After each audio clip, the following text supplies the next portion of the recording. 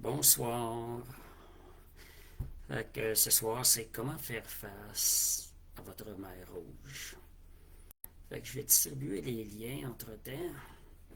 Merci Seigneur. Alléluia. Gloire à Dieu.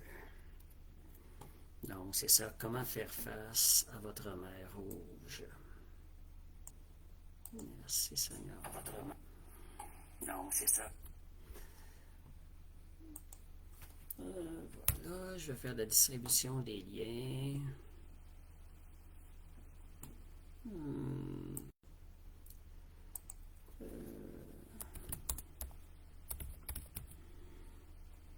Fait qu'entre-temps, vous pouvez me dire comment a été votre semaine.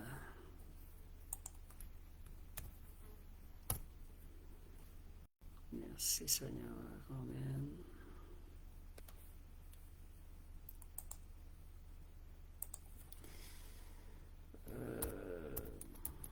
Est-ce que c'est une semaine où vous avez eu à affronter une mer rouge jusqu'à présent?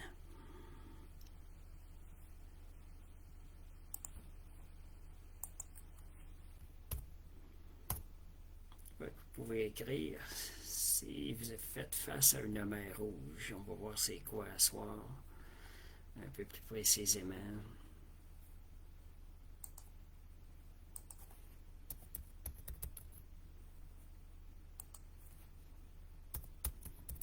On va commencer dans 2 ou 3 minutes, non?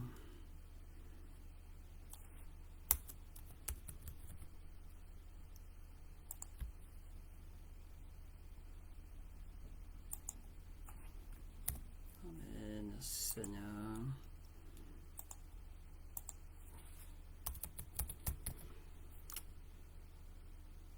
Alléluia.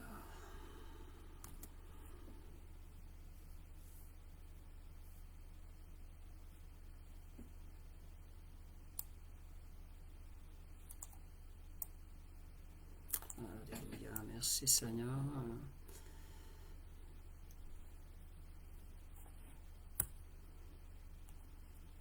Merci Jésus. Alléluia.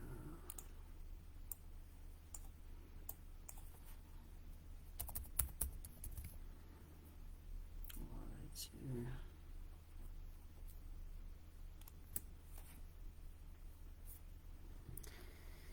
Bon.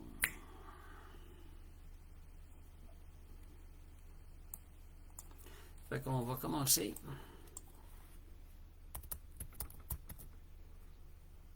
Merci Seigneur. Fait que je vois pas vos commentaires. Juste un instant. Je vais positionner sur le live. Gloire à Dieu. Voilà. Que je puisse voir les messages un peu. Bonsoir Monique. Bonsoir Sylvie. Amen.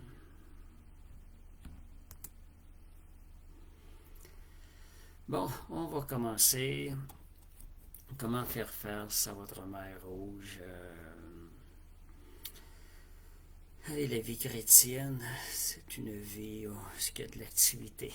Beaucoup de choses vivent. Je ne sais pas si vous avez vécu des choses cette semaine. Je vais retourner voir. Merci Seigneur. Bonsoir Nadia. Fait que la vie chrétienne, c'est une vie qui n'est pas en remonte. Il y a de l'activité. Parce qu'on a quelqu'un qui ne dort pas. On a un ennemi qui ne dort pas. On a aussi notre protection. On a notre Dieu qui ne dort jamais. Aussi qui nous protège, qui a les yeux sans cesse sur nous. Et nous devons travailler avec lui. Donc, comment faire face à votre mer rouge? C'est quoi la mer rouge? Qu'est-ce qu'on peut voir comme étant une mer rouge? Ben, c'est un obstacle, quelque chose dans notre vie, un problème à lequel on est confronté. Puis quand on regarde ce problème-là, c'est comme Moïse lorsqu'il a regardé la mer rouge. Un obstacle qui était insurmontable. et aussi une pression qui vient en arrière. Parce que Moïse avait la pression du peuple qui critiquait Moïse, qui accusait Moïse de les avoir emmenés dans une situation impossible à s'en sortir. Fait que une mer rouge dans notre vie, c'est ce genre de situation-là, lorsqu'elle se présente. À nos yeux, cela semble insurmontable. Bonsoir Philippe et bonsoir Linda. Donc, c'est une situation qui se semble insurmontable aux yeux humains. Mais notre vie, la vie chrétienne, n'est pas une vie uniquement dans le naturel. C'est justement une vie qui devrait se vivre dans le surnaturel, une vie qui devrait se vivre dans la foi. Donc, c'est une situation, d'autres mots, où vous avez besoin des miracles. Y a-t-il des situations dans votre vie, si je vous pose la question, vous avez besoin des miracles?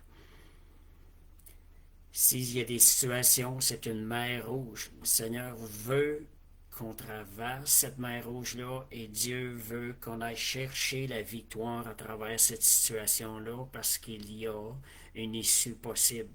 Étant des enfants de Dieu, il n'y a pas de situation dans notre vie où il n'y a pas d'issue possible parce que Dieu est avec nous. Donc, ça va être une exhortation à se tourner davantage vers le Seigneur ce soir, puis comment affronter, comment vivre vraiment la vie chrétienne comme Dieu veut qu'on la vive. Donc, la connaissance de Dieu, de son caractère, c'est ce qu'on va voir à ce soir. Un petit résumé, excusez-moi un peu pour ma voix. Et c'est ce qui va vous aider à transformer l'impossible, le chemin, ce qui semble impossible, comme un chemin ouvert. La mer Rouge, le chemin s'est ouvert par la foi. Donc, Isaïe 30, 21, encore ce qui fait partie un peu du résumé, ce qu'on va parler ce soir, ça dit « Tes oreilles entendront derrière toi la voix qui dira « Voici le chemin, marchez-y ». La vie chrétienne, c'est ce genre de situation-là. La voix de Dieu, la direction, on va l'entendre après qu'on va avoir commencé à avancer par la foi dans une situation. Ce qui veut dire que la voix, elle vient derrière nous, après qu'on a commencé à être actif dans la foi. On n'appuie pas notre foi dans n'importe quoi. C'est sûr qu'on cherche la volonté de Dieu avant. Et lorsqu'on perçoit être la volonté de Dieu, on ressent dans notre cœur que nous avons un pas de foi. Mais vous savez, on ne voit pas la situation s'ouvrir tant que le pas de foi n'a pas été fait. Puis on ne pourra pas voir la main de Dieu, l'assurance que c'est de Dieu à 100%, tant qu'on n'aura pas fait ce pas de foi-là. C'est un pas d'obéissance en d'autres choses. Donc la foi, quand on dit ça, voici le chemin, marchez-y, c'est que la foi, elle doit être manifestée simplement par une simple œuvre de foi. Moi, quand j'ai compris ça dans ma vie chrétienne, c'était comme Dieu veut que je fasse 1/10 du travail, qui est mon pas de foi, qui est l'obéissance, et Dieu, lui, fait les 9/10. C'est un peu ça dans la vie chrétienne. On a une partie à faire, une partie, un geste, une manifestation qui vient prouver qu'on a la foi, qu'on veut mettre la foi en action envers le Seigneur. Et ça rejoint l'obéissance, parce que je vous dirais, on ne met pas la foi dans n'importe quoi. Si on sent que le Seigneur veut nous diriger là, on fait le pas de foi et Dieu ouvre la mer dans cette situation-là. Donc, Dieu confirme par la suite par du surnaturel. Donc, certains chrétiens, ce que je remarque des fois, c'est des choses à faire attention. Certains chrétiens semblent avoir abandonné la foi à force d'essayer et d'échouer dans certaines situations. Des fois, ce qui amène l'échec, c'est parce qu'on n'a pas réalisé qu'il fallait mettre la foi en action dans cette situation-là. Donc, ils essaient inconsciemment. Ces chrétiens-là sont retournés dans des efforts humains pour pouvoir s'en sortir. Ou on peut dire en d'autres mots, les œuvres de la chair ont commencé à rentrer. Comme on dit bien souvent, c'est inconsciemment. Ils ont commencé à essayer par leur force de se sortir de leur situation, mais ça ne fonctionne pas parce que quand on va par la chair, on, on s'aggrave la situation, comment est-ce qu'on va dire ça, on se creuse la situation, on se cale davantage. La situation est pire. Plus on essaie par nos forces, plus la situation est pire. Ça, vous avez sûrement vécu des moments de même parce qu'on est tous en apprentissage devant le Seigneur. Puis c'est là qu'à un moment donné, on est confus. Comment ça se fait que ça ne marche pas? J'ai tout essayé. Mais en réalité, on a oublié ce qui pouvait nous en sortir. C'est la foi qui pourrait nous faire traverser cette mer rouge-là. On a oublié qu'on devait avancer. On a perdu la pensée de quand on fait face à des situations insurmontables, nous devons manifester, exercer la foi, de faire un pas de foi. Moïse, son pas de foi, c'était de lever le bâton. Vous voyez, quand je vous disais le 1/10, Dieu tout fait le restant. La foi, elle est manifestée par une œuvre. Merci Seigneur. Amen. Donc, oui, c'est ça. Beaucoup de chrétiens semblent abandonner la foi après des années, des fois d'efforts, de lutte, et surtout des fois à cause de la déception. Mais la déception vient parce qu'on a perdu notre vision de la foi. Ils ont prié sans voir immédiatement des réponses qu'ils attendaient. Ils ont tenté de vivre selon les principes bibliques. Ils l'ont essayé dans la connaissance qu'ils avaient, mais se sont sentis épuisés, découragés.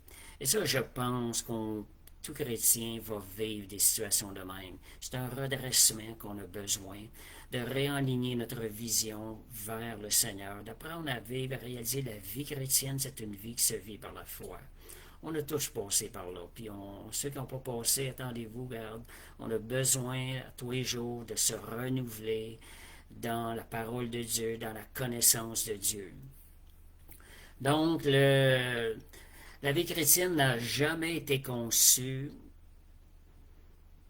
pour une succession d'efforts humains.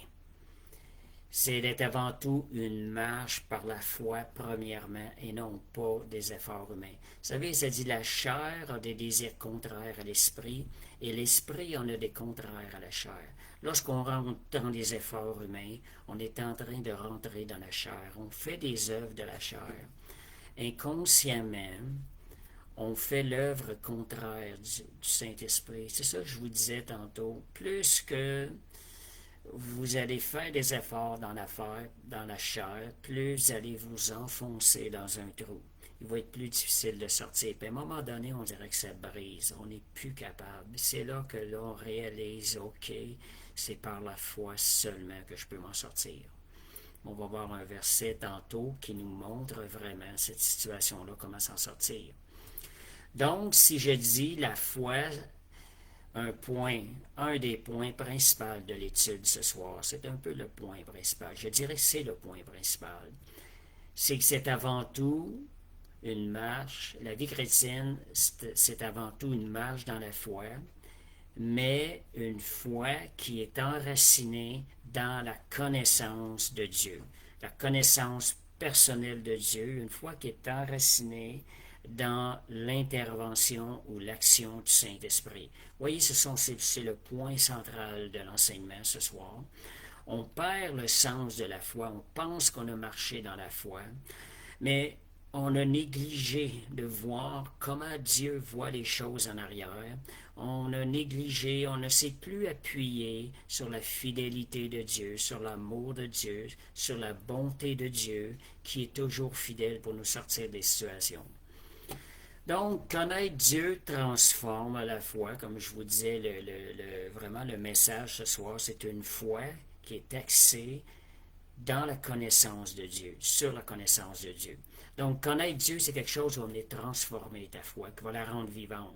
Et cela, ça va ouvrir des portes tu vas avoir une foi qui va ouvrir des portes pour le surnaturel de Dieu.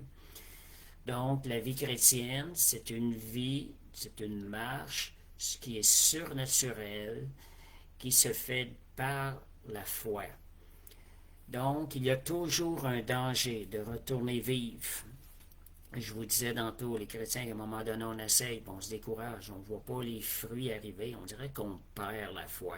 Et inconsciemment, on retourne dans une vie chrétienne qui est seulement naturelle, qui se vit par les efforts humains. Puis c'est pas une vie qui va être victorieuse. Donc, c'est un danger des fois dans la vie chrétienne. Là, l'important de s'entretenir avec la parole de Dieu, parce que la parole, la foi vient de ce qu'on entend, puis ce qu'on entend vient de la parole de Dieu. Donc, il est possible de connaître les pratiques chrétiennes. Il est possible qu'on aille aux réunions tout le temps, on chante, on prie, on lit la Bible, mais on oublie, tout en oubliant que la base de la vie chrétienne, c'est une vie qui se vit dans le surnaturel. Donc, Galates 3:3, ça dit, après avoir commencé par l'esprit, voulez-vous finir par la chair? Ça, c'est le danger de commencer une vie chrétienne. On a été sauvés par la foi. On a vu l'amour de Dieu. On a commencé à s'appuyer sur le Seigneur. Puis à un moment donné, on a retourné en arrière par les efforts humains, par de la négligence de la prière ou de la relation avec Dieu. Donc le risque, c'est de remplacer la dépendance de Dieu par des efforts humains. C'est ce qui nous emmène dans une vie naturelle. Puis lorsqu'on va faire face à une mer rouge, on ne pourra pas passer cette épreuve-là. On ne pourra pas la traverser à moins que nous retournions à la foi et à la confiance en Dieu. Donc, comme je vous disais, je ne sais pas si vous avez eu à vivre des choses, si vous êtes en train de vivre des situations où c'est une mer rouge devant vous, où il est nécessaire que la main surnaturelle de Dieu se lève dans cette situation-là pour vous la faire traverser, et vous la faire traverser dans la victoire. Donc, le risque, donc, à nouveau, nous, vivons-nous selon les ressources du ciel? Lorsqu'on regarde cette situation-là, avons-nous des regards sur les ressources du ciel ou seulement sur nos propres capacités? Si vous voulez une situation difficile dans votre vie, vous vous semblez découragé, fatigué, épuisé, bien vous êtes dans cette situation-là. Cette étude ce soir-là va nous emmener à regarder vers le Seigneur et à comprendre davantage ce qui se passe. Donc, Alléluia. Bon, merci Seigneur. Donc, ce n'est pas le manque d'effort qui va détruire le croyant, mais souvent le manque de connaissance de Dieu. Donc, si vous pensez qu'en faisant plus d'efforts, vous allez en sortir, ça ne marchera pas, ça va être le contraire. C'est plutôt le manque de connaissance de Dieu. Quand je dis le manque de connaissance de Dieu, c'est de connaître son caractère. Là. Plus on va connaître Dieu, plus notre confiance en lui, elle va grandir. On sait que la foi se rapproche de très près à la confiance. Si vous avez développé une connaissance de Dieu dans laquelle vous pouvez avoir pleinement confiance en lui, votre foi va être beaucoup plus facile à mettre en œuvre, à mettre en pratique. Parce que c'est une des bases, c'est une foi basée sur la connaissance de Dieu, la connaissance de sa fidélité. Donc, Jean 17:3, ça nous dit, « Or, la vie éternelle, c'est qu'ils te connaissent, toi, le seul vrai Dieu, et celui que tu as envoyé, Jésus-Christ. » Voyons, on parle d'une vie. C'est la vie chrétienne lorsqu'on parle de la vie éternelle. C'est une vie qui a commencé ici-bas, la vie dans l'esprit, et qui se continue de l'autre côté. Donc, agissons-nous comme, est-ce qu'on répond à ces situations-là? Comme si on connaîtrait réellement le cœur de Dieu. Est-ce qu'on répond à ces situations-là, devant ces obstacles, ces mers rouges-là, comme si Dieu est bon, est fidèle et ne manque jamais à ses promesses? Comment est-ce qu'on répond? Si on ne répond pas de cette façon-là, c'est parce qu'on n'a pas mis la foi en action. Donc, la foi, elle va naître et se former, elle va croître à partir d'une relation vivante qui se développe avec Dieu, avec Jésus-Christ, avec le Saint-Esprit. Donc, si j'en viens à un des versets clés de ce soir, Osée 4, verset 6, Ça dit, mon peuple est détruit parce qu'il lui manque la connaissance. Et je dirais la connaissance, plus précisément, la connaissance de Dieu. La vraie foi ne consiste pas seulement à croire, mais elle doit être enracinée, je dirais, dans le savoir, d'autres mots, dans la connaissance de Dieu. Donc, et la vie chrétienne, c'est une vie surnaturelle qui doit être fondée sur la connaissance de Dieu. On a vu une étude il y a quelques semaines que la vraie connaissance, c'est de connaître Jésus-Christ dans une relation personnelle. C'est pas de le connaître nécessairement à travers un livre, à travers la Bible. Parce que le caractère de Dieu, on va le connaître dans la relation. Il va y avoir un échange, il y a quelque chose de réel qui se passe. Il y a réellement une relation qui s'établit entre Dieu et les hommes. Et c'est là qu'on va ressentir, qu'on va connaître le cœur de Dieu plus que des mots. Donc, la vraie foi, elle repose sur une connaissance réelle de la personne de Dieu, de son caractère et de ses promesses. Agissons-nous parfois devant ces situations-là? Est-ce que nous répondons à cette mer rouge-là comme n'ayant pas connu Dieu, mais comme ne connaissant pas son caractère, son amour, sa bonté, sa fidélité?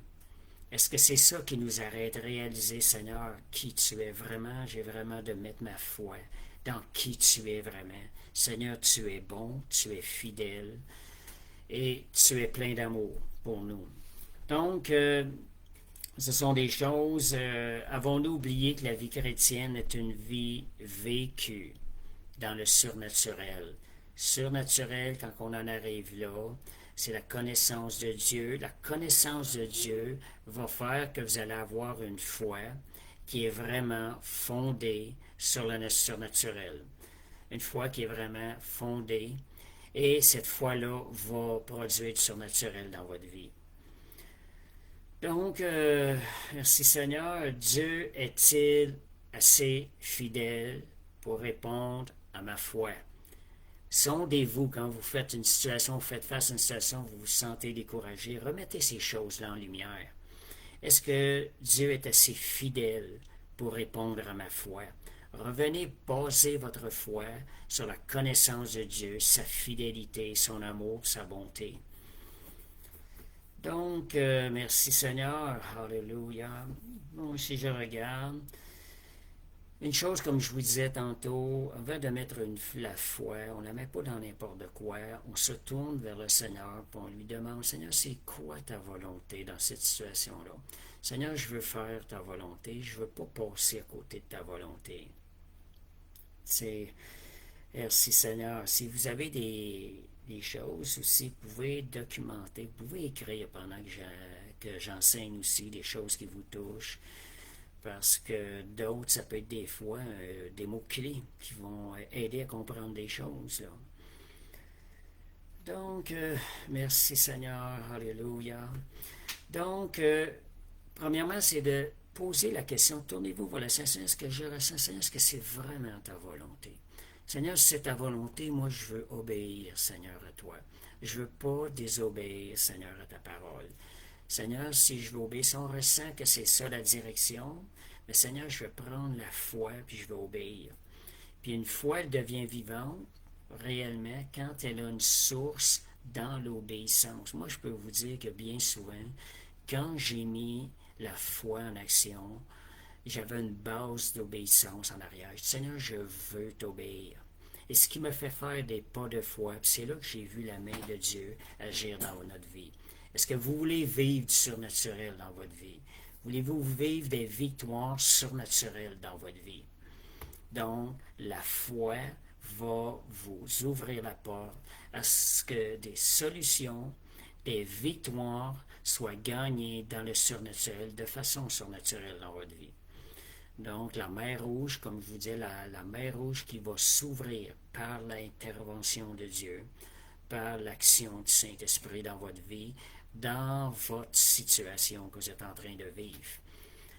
Donc, la foi devient vivante lorsqu'elle a sa source dans l'obéissance et elle va permettre à Dieu de se glorifier et aussi de vous montrer sa fidélité, puis de montrer la fidélité aussi à d'autres personnes autour de vous.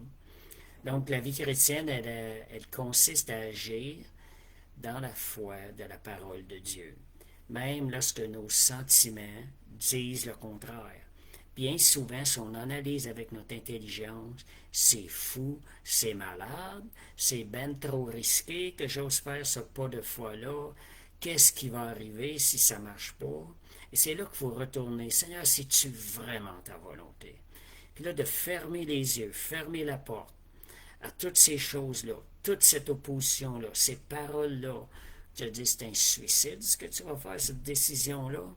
Mais écoutez votre cœur lorsque vous êtes en connexion avec Dieu, avec le Saint-Esprit, et agissez par la foi. Osez croire. La vie chrétienne, c'est de oser croire dans les choses qu'on ne voit pas. Donc, la foi devient alors une obéissance pratique à ce que Dieu a déclaré. Je vous donne un témoignage. Quand on a eu la conférence Roar for Canada, je l'ai raconté à certaines personnes. Sincèrement, on m'avait demandé 2 semaines avant d'interpréter. Je ne suis même pas bilingue, de traduire de français, d'anglais à français. J'ai pas pu répondre non officiellement, mais j'ai jamais répondu oui. Et c'était pour moi aller sur une scène comme ça, j'ai jamais fait ça. Logiquement, c'est un suicide. Mais j'avais un petit clic à l'intérieur qui me disait peut-être que la main de Dieu surnaturelle va se manifester. Mais je ne peux pas courir le risque à ce niveau-là. Là, j'ai dit, Seigneur, si jamais tu veux, Seigneur, que traduire, Seigneur, je vais mettre ma foi en toi. Seigneur Dieu, je vais croire que tu vas agir de façon surnaturelle. J'ai dit, tu vas t'arranger que je voie cet homme de Dieu-là avant, puis que lui me demande directement de le traduire. Et c'est arrivé. Il y a une situation qui s'est ouverte dans cette situation-là. C'est pas moi qui ai créé la situation. Ça a donné que j'étais devant lui. Il m'a demandé. Il avait déjà prévu d'autres personnes. Il m'a demandé si je pouvais le traduire en avant. Et je n'ai pas pu refuser. Donc, j'ai mis ma foi. Seigneur, j'ai mis ça devant toi. Seigneur, je ne veux pas désobéir à toi. Je vais agir par la foi, je vais croire. Puis je vais vous dire quelque chose, quand je me suis préparé 1 heure ou 2 à l'avance, je ressentais la foi, je priais, j'avais une assurance. Dieu m'a donné une assurance. J'ai fait le pas de foi de dire je vais y aller. C'était le pas, il a fallu vraiment que je m'appuie sur le Seigneur pour que Dieu agisse de façon surnaturelle. Vous voyez, des situations comme ça, c'est comme des mers où Dieu veut qu'on passe à travers nos mers rouges et qu'il se glorifie et que notre foi soit fortifiée en lui. Dieu veut nous démontrer sa fidélité à travers tout ça. Donc, si je vais aller un petit peu plus profondément dans la définition de la foi. Donc, Hébreux 11.1, qui est le verset clé. Je vais vous emmener 2 versions. La version habituelle, c'est Or la foi, qui est la version seconde. Or la foi est une ferme assurance des choses qu'on ne voit pas, des choses qu'on espère. Et donc, premièrement, il y a quelque chose qu'on espère. On espère de voir une victoire dans cette situation-là, dans cette mer rouge-là, dans cette épreuve-là que nous avons à affronter, dans cette situation-là problématique. Seigneur, je veux la victoire. Donc, c'est une chose, une assurance. La foi, c'est une assurance de ce qu'on espère voir dans cette situation-là, de cette mer rouge-là. Une démonstration de celle qu'on ne voit pas encore. Donc, vous voyez, donc c'est ça la foi. La foi, c'est basé dans les choses surnaturelles, dans l'invisible. On ne la voit pas encore, mais on la met en action et cela ouvre la porte à ce que le surnaturel, ce qui était dans l'invisible, devienne manifesté dans le visible. Et dans la version Passion, il décrit d'une façon un peu plus détaillée. Ça dit la foi. Quand je vous dis de prendre la foi, il y a un petit pas de foi à faire. La foi rend concret nos espérances et constitue le fondement nécessaire pour obtenir ce que nous désirons, ce que nous espérons. Donc, la foi est la preuve même de ce qui demeure encore invisible. Parce que lorsque la foi elle est prise, on ne voit pas encore la chose. Sinon, ce n'est pas la foi, si on la voit déjà. La foi est la preuve invisible. La foi est la conviction intérieure et la preuve des réalités qui ne peuvent être vues physiquement par l'œil humain. Mais il y a un résultat à la foi. Lorsque c'est la foi, c'est lorsqu'on n'a pas encore vu la chose. Lorsque nous prenons la foi, nous ouvrons la porte à ce que la chose vienne se manifester en temps et lieu. Donc, la foi, elle ne nie pas les difficultés. Donc, c'est pas quelque chose qu'on dit c'est pas vrai, c'est pas ça, j'ai pas de problème, moi, devant le monde. Non, non. La foi ne nie pas les difficultés, mais elle affirme que Dieu est plus grand que la circonstance. Dieu, Seigneur, tu es plus grand. Seigneur, tu vas agir de façon surnaturelle. Seigneur, tu vas faire un miracle. Et la foi, c'est aussi Dieu est plus grand que votre mer rouge devant vous que vous devez ouvrir, qui est dans d'autres mots votre situation à surmonter. Donc la foi nous fait entrer dans une réalité qui dépasse nos sens naturels. Quand je vous disais tantôt des efforts humains, la vie chrétienne, c'est pas une vie qui se vit dans le naturel. La réalité, c'est une vie qui affronte des mers rouges et qui les vainc, qui est des victoires. C'est une vie qui se vit par des interventions surnaturelles de Dieu. La vie chrétienne, c'est une vie qui se vit dans la foi. Donc, le monde fonctionne principalement selon ce qui est visible, mesurable, immédiat. Mais le royaume de Dieu fonctionne selon des réalités invisibles et éternelles. Vous savez, la situation que je vous disais tantôt, c'est une situation qui est impossible pour moi d'aller traduire. Je ne suis même pas bilingue. Mais regardez ce que Dieu m'a fait vivre. J'ai dit merci Seigneur. Dieu m'a fortifié dans la foi. Et je vois qu'en répondant à la foi, la main surnaturelle de Dieu se lève. Donc, Dieu fonctionne selon des réalités invisibles et éternelles.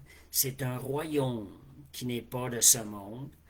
La réalité, vous savez que la vraie réalité, ce qui est dans le monde invisible est plus réel que ce qui est dans le monde visible. Parce que ce qui est dans le monde invisible ne disparaîtra jamais. Mais ce monde que nous vivons un jour va disparaître. Le visible que nous vivons, ce visible, va disparaître un jour. Donc le monde dit, ben moi, je veux voir pour croire.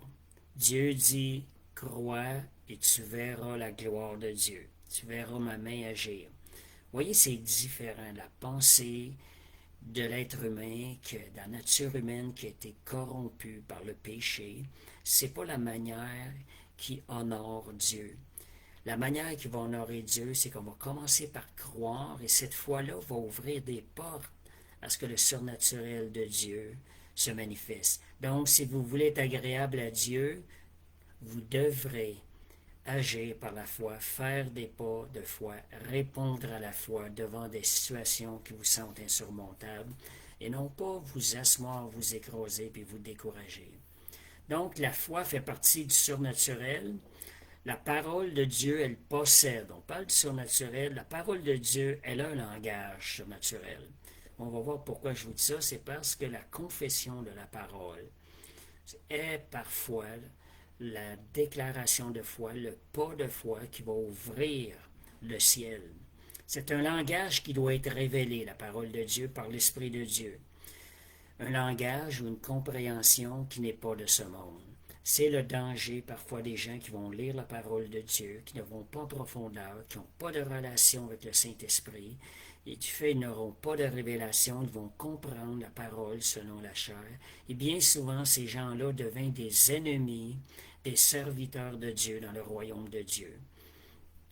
Donc Dieu appelle les choses qui ne sont point comme si elles étaient déjà. Vous voyez que le langage de Dieu est différent du nôtre. Ça, c'est dans Romains 4, 17.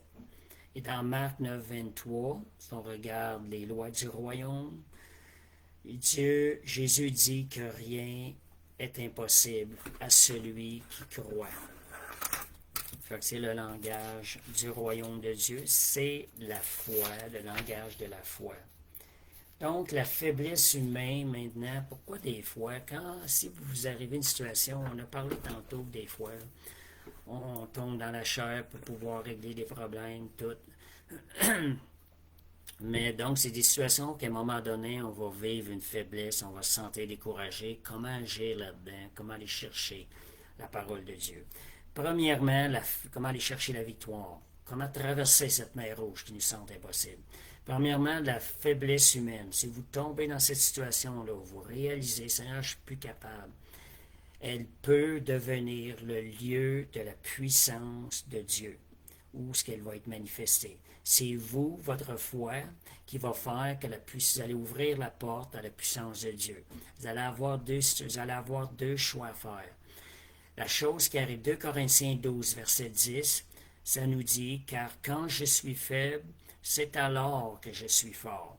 C'est quoi le but de ce message-là? Est-ce que c'est seulement de dire, oh Seigneur, je suis tellement faible, Seigneur. Est-ce que c'est ça le but? Pas du tout. Si vous êtes en train de faire ça, puis vous restez là-dessus, vous êtes en train de regarder au moi, vous retombez dans la chair, dans les efforts humains, et ça ne produit pas le fruit, ça ne produit pas les œuvres de Dieu, ça fait l'opposé. Comme je vous disais, la chair a des désirs contraires à l'esprit, et l'esprit en a des contraires à la chair. Donc, il y a 2 points dans ce message. Premièrement, c'est pour reconnaître ta faiblesse humaine. Reconnaître que c'est pas suffisant pour t'en sortir. Puis là, on ne s'assit pas, puis on ne s'apitoie pas sur nous. Vous voyez, des gens, des fois, ils peuvent prendre ce verset-là, puis ils vont s'asseoir dessus, là. Il peut y avoir des personnes, des fois, qui ne comprennent pas, mais premièrement, tu réalises, OK, Seigneur. Seigneur, je tourne, je reconnais maintenant. Seigneur, je prends un point. Seigneur, je ne suis pas capable par mes forces de m'en sortir. Alors, ce que je vais faire, je vais tourner mes regards vers toi. Et c'est là, quand je suis faible, c'est alors que je suis fort. Notre faiblesse doit produire le fait qu'on tourne notre dépendance dans le Seigneur et qu'on la met en lui directement. Donc, qu'est-ce qui arrive alors de ce moment donné-là? On arrête de regarder moi et on tourne les regards sur Dieu. Et là, on devient fort dans la foi parce que le Saint-Esprit nous fortifie quand on tourne nos regards vers le Seigneur. Donc, on redonne la vie, on se rend plus fort. Donc, merci Seigneur. Fait que le monde dit sois fort par toi-même. Dieu dit reconnais ta faiblesse en résumé, afin que ma force agisse en toi. Donc, cette force, c'est pas une force qui est psychologique, c'est une œuvre qui est spirituelle. Vous vous tournez vers la parole de Dieu, vous vous tournez vers le Seigneur, et Dieu va vous redonner la force. 2 Timothée 1,7. Je vous donne une façon pratique comment aller chercher la force que j'ai vécue à un moment donné. Ça dit 2 Timothée, j'étais à un moment donné, je vais plutôt dire un samedi matin, on avait une épluchette dans l'après-midi, dans un groupe de croyants. Et le matin, je m'en vais pour prier. Seigneur, j'ai dit, je ne ressens pas de force. Je ne ressens pas de puissance, pantoute. Et là, le Seigneur me donne une parole dans l'esprit, 2 Timothée 1,7. Car Dieu ne nous a pas donné un esprit de timidité. En d'autres mots, timidité, ça veut dire faiblesse, crainte. Mais un esprit de force, d'amour et de sagesse. Et quand j'ai déclaré ce verset-là qui m'est venu à l'esprit, j'ai senti la force en moi être fortifié. Vous voyez, il y a une manière, quand on réalise notre faiblesse, de la déclarer au Seigneur, de se tourner vers le Seigneur, et c'est là qu'on devient fort. Puis là, le Seigneur me dit, ton épée, c'est la parole de Dieu, c'est avec ça que je veux que tu combattes.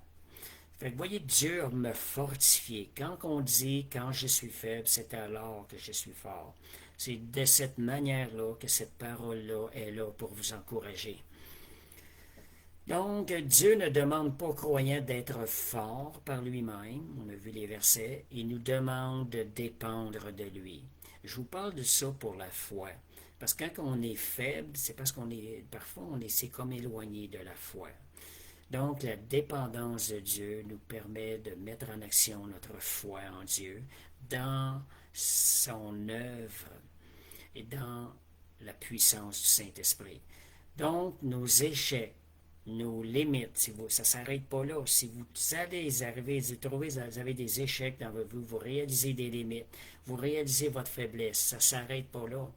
Quand vous prenez ça, vous vous tournez vers le Seigneur, ça peut devenir le lieu, ou ça devient le lieu, où la puissance de Dieu va se manifester de façon la plus glorieuse. Donc, voyez, Dieu a la capacité de changer le mal en bien. Donc, lorsque nous reconnaissons notre incapacité, nous ouvrons la porte à l'action du Saint-Esprit. Ça, c'est glorieux.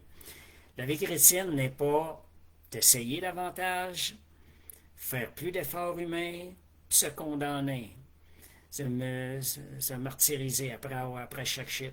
Non, la vie chrétienne, c'est de demeurer en Christ. Ayez les yeux sur la foi, dans les choses qui sont invisibles, dans la confiance dans le Seigneur.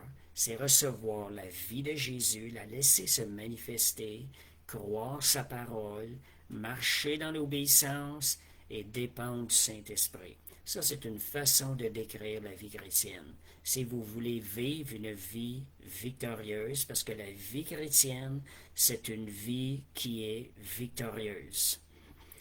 Donc, c'est une marche quotidienne dans la foi, et je reviens, c'est une foi enracinée dans la connaissance de Dieu, qui est nourrie par sa parole, parce qu'on va connaître Dieu à travers sa parole et à travers la relation, et rendue vivante par le Saint-Esprit. Donc, ça, c'est la vie chrétienne. Et je vous dirais comment aller chercher notre force, qu'on vient de parler de ça, déclarer Philippiens 4,13, un autre verset. Je puis tout par Christ qui me fortifie. Ce sont des versets clés qui vont générer la force à l'intérieur de vous. Donc, la vie chrétienne n'a jamais été conçue pour être vécue uniquement par les forces humaines. Elle est avant tout une vie surnaturelle, une vie de communion avec Dieu, une marche quotidienne dans la foi.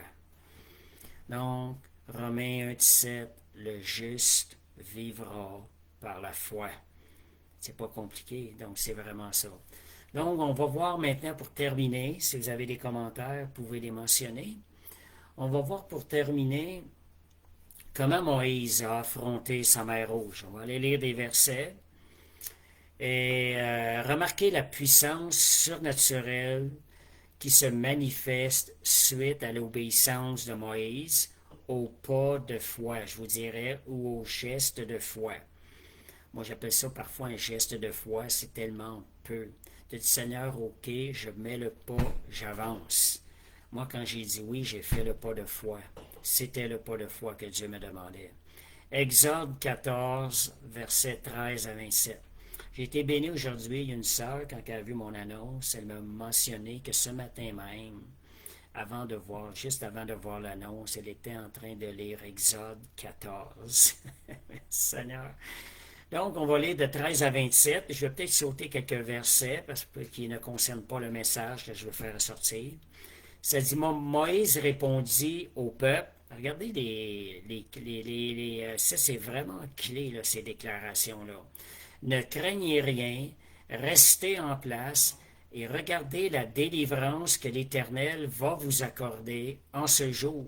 Donc, restez en place. Ça veut dire, n'allez pas dans vos efforts humains, mais regardez la délivrance que l'Éternel va vous accorder en ce jour, car les Égyptiens que vous voyez aujourd'hui, cette opposition que vous faites face aujourd'hui, en d'autres mots, vous ne le verrez plus jamais. L'Éternel combattra pour vous et vous gardez le silence. Quand on dit garder le silence, en d'autres mots, c'est faire taire vos doutes, faire taire vos craintes. Dans ce sens-là, vous voyez comment Moïse a répondu au peuple avec la parole qu'il a reçue du Seigneur. Donc, le Seigneur lui dit, toi, lève ta verge, étends ta main sur la mer et fends-la. Donc, vous voyez, Moïse, son poste, c'était juste de prendre la verge et d'étendre sa main vers la mer Rouge. Ça, c'était le pas de foi et Dieu se chargeait du reste. Et ça dit, les enfants d'Israël entreront au milieu de la mer à sec. Donc, Moïse étendit sa main sur la mer Et l'Éternel refoula la mer par un vent d'Orient, qui souffla avec impétuosité toute la nuit, et il mit la mer à sec, et les eaux se fendirent. Mettez-vous à la place de Moïse. Il y a un peuple en arrière, craintif, qui panique, parce que les Égyptiens, l'armée égyptienne s'en vient vers eux. Imaginez-vous, il fait face à une mer rouge, une mer. Comment pensez-vous que Moïse pouvait vivre cette situation-là? Est-ce que votre situation, votre mer rouge, est aussi grande que celle-là à surmonter? Ça, c'est un exemple pour vous exhorter à prendre la foi. De dire, Seigneur, j'ose croire, je te fais confiance, je marche dans l'obéissance. Je vais croire, Seigneur, en tes promesses et je vais aller de l'avant. Donc, c'était ça l'attitude de Moïse. Et ça dit, l'Éternel refoula, il mit la mer. Les enfants d'Israël entrèrent au milieu de la mer à sec, et les eaux formaient comme une muraille à leur droite et à leur gauche. Voyez-vous la fidélité de Dieu qui s'est manifestée? Voyez-vous la grandeur de sa fidélité? Même les Égyptiens qui craignaient, étaient dans la crainte, dans le doute, Dieu manifesté sur la foi de Moïse et a ouvert les eaux. Les Égyptiens les poursuivirent et tous les chevaux de Pharaon, ses chars, ses cavaliers, ils entrèrent après eux au milieu de la mer. À la veille du matin, l'Éternel, de la colonne de feu et de nuée, regarda le camp des Égyptiens et mit en désordre. Voilà la main de Dieu surnaturelle. Le combat dans le surnaturel a commencé à se faire. Il mit en désordre le camp des Égyptiens. De la même façon, dans vos situations, il va y avoir un combat dans le monde spirituel qui va se déclencher. Les anges de Dieu vont travailler pour vous. Donc, si vous voulez que les anges de Dieu combattent pour vous, en d'autres mots, Dieu qui combat pour vous, à travers ses anges, il va falloir manifester la foi et croire, OK, cette situation-là, vous allez la pointer dans votre vie. J'ai dit, tu vas t'ouvrir comme la mer rouge est ouverte. Au nom de Jésus, je mets ma foi en Dieu. Donc, il ôta les roues des chars et rendit la marche difficile. Donc, les Égyptiens dirent alors, fuyons devant Israël, car l'Éternel combat pour lui contre les Égyptiens. L'Éternel dit à Moïse, étends ta main sur la mer, et les eaux reviendront sur les Égyptiens, sur leurs chars et leurs cavaliers. Moïse étendit sa main, encore un deuxième geste de foi. Et vers le matin, la mer reprit son impétuosité, les Égyptiens s'enfuirent à son approche, mais l'Éternel précipita les Égyptiens au milieu de la mer. Moi, je me pose la question, combien de secondes, de minutes, c'est peut-être passé à partir du moment donné où Moïse a levé le bâton? On ne sait pas, c'est pas clair. Fait que, voyez, des fois dans votre vie, lorsqu'elle allez manifester la foi, il va peut-être avoir un temps où vous allez demeurer dans la foi. Mais demeurez dans la foi et gardez vos yeux sur la fidélité de Dieu.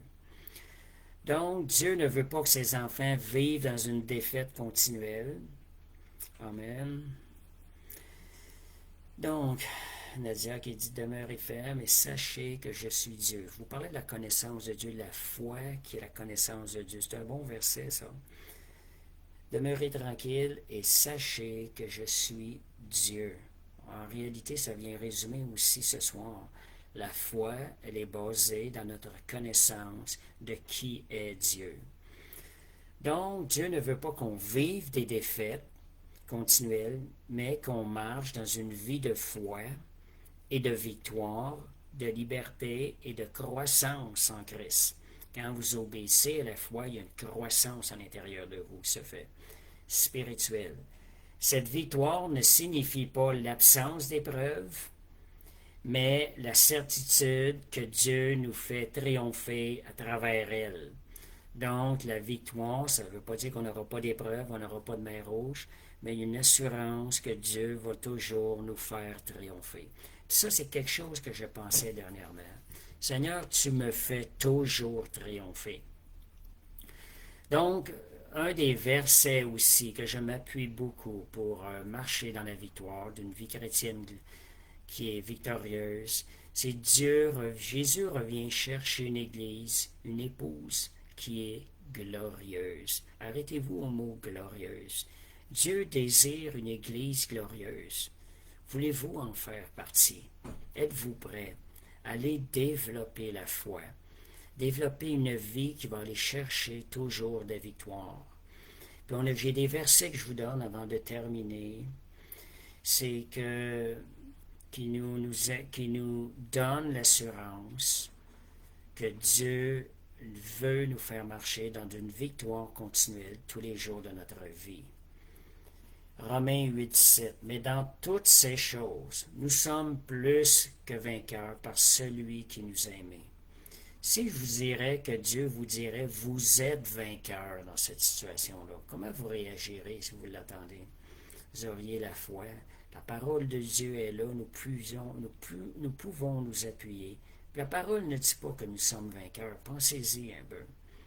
Déjà, ça nous dirait ça, ce serait merveilleux, extraordinaire. Mais elle nous dit que nous sommes plus que vainqueurs. Arrêtez voir ça. Plus que vainqueurs. Seigneur, cette situation-là, je suis plus que vainqueur. C'est ta parole qui me le déclare. Et je chasse l'ennemi de cette situation-là. Ça, c'est un verset dernièrement là, qui me fortifie beaucoup, le mot plus que vainqueur. Donc, 1 Jean 5, 4 à 5, ça dit « Parce que tout ce qui est né de Dieu triomphe du monde, et la victoire qui triomphe du monde, c'est notre foi. Qui est celui qui a triomphé du monde, sinon celui qui croit que Jésus est le Fils de Dieu. » Donc, vous voyez, 2 Corinthiens 2, 14, je termine bientôt.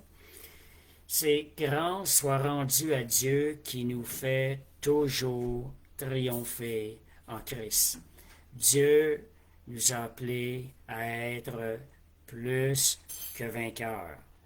Pas seulement vainqueurs, plus que vainqueurs. Ça veut dire c'est une victoire assurée.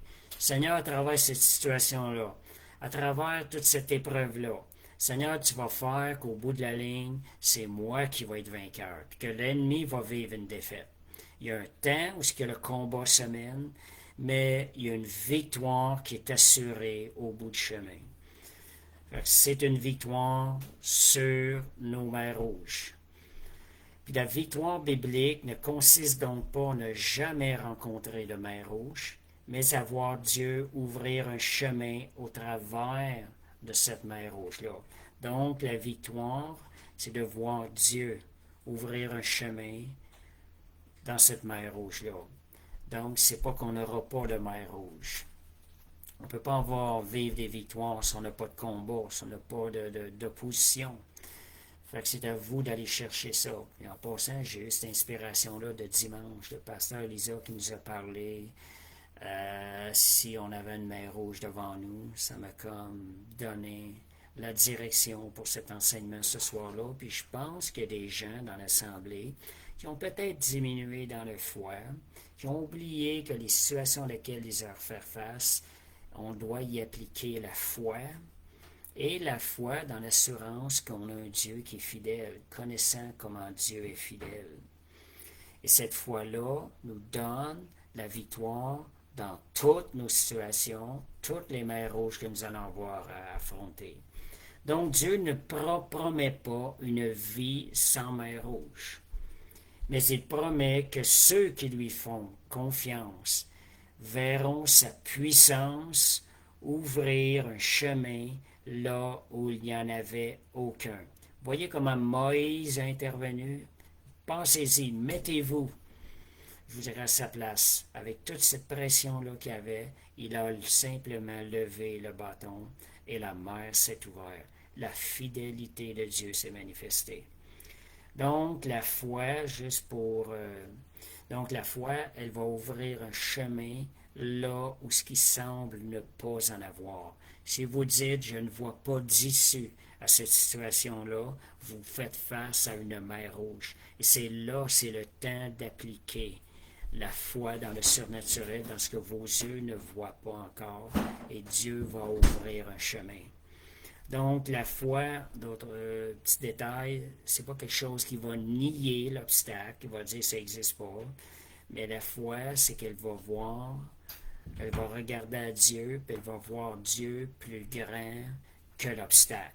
Elle va voir la puissance de Dieu pour retirer cet obstacle-là et manifester sa gloire et sa puissance.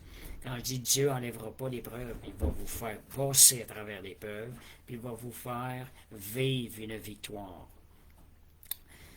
Fait que c'est ça. Merci Seigneur. J'espère que vous aviez saisi le message. Foi avec la connaissance de Dieu va produire des résultats fermes. Parce que si vous ne connaissez pas Dieu, comment pouvez-vous appuyer votre foi, votre confiance dans quelqu'un que vous ne connaissez pas? Donc, connaissez la fidélité de Dieu, la bonté de Dieu, son œuvre tout accomplie, qui veut vous faire marcher dans la victoire tous les jours de votre vie. J'ai un verset, c'est Luc 1, 74, 75 dans ce coin-là. Ça dit la promesse d'un sauveur qui nous ferait marcher qui nous délivrerait de tous nos ennemis et qui nous ferait marcher dans la justice et la sainteté tous les jours de notre vie. N'est-ce pas une belle promesse?